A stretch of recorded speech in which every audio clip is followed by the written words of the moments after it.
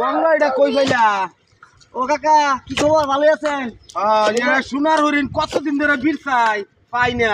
সঙ্গ এটা আমরা কি অনেক খোঁজাখুঁজির পরে এক জায়গায় পাইছি।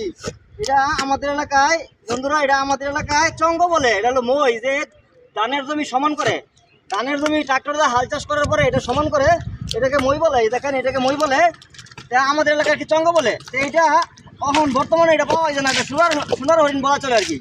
এটা বর্তমানে পাওয়া যায় না। 10 জন গৃহস্থ থাকে তাহলে একজনের কাছে আপনি খুঁজে পাইবেন না, ঠিক আছে?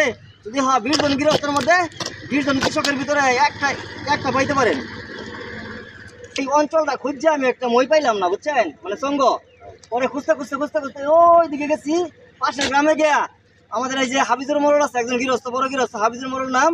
ওনার কাছে, চাচার কাছ থেকে পাইছি, ওনার কাছ থেকে এই সঙ্গটা আনছি পরে গিয়ে খুঁজা। আমি বুঝি না মানুষ কৃষি কাজ কিভাবে করে। এই যে কলা গাছ দিয়ে মই দেয়, এই কলা গাছ আছে না, কলা গাছ কাটতে মই দিতেছে কে ভাই? এটা একটা বাঁশ দিয়ে বানানি, তো বাঁশটা বানাইতে এটা কিন্তু খুব বেশি খরচ পড়ে না। 500 টাকা হইলে একটা লোকেরা এটা বানানি যায় একটা বাঁশ হইলে। অথচ এটা মানুষ বর্তমানে বানায় না। মানুষ এত অলস বর্তমানে, মানে এখন ডিজিটাল কৃষক সবাই অলস হয়ে গেছে। ট্রাক্টর দিয়ে হাল চাষ করে, ট্রাক্টর দিয়ে হাল চাষ করে, গরু দিয়ে হাল চাষ করে না, ট্রাক্টর দিয়ে হাল চাষ করে মানুষ অলস হয়ে গেছে। এখন একটা চঙ্গ যে মই, এই মইটা পর্যন্ত মানুষ এখন বানায় না।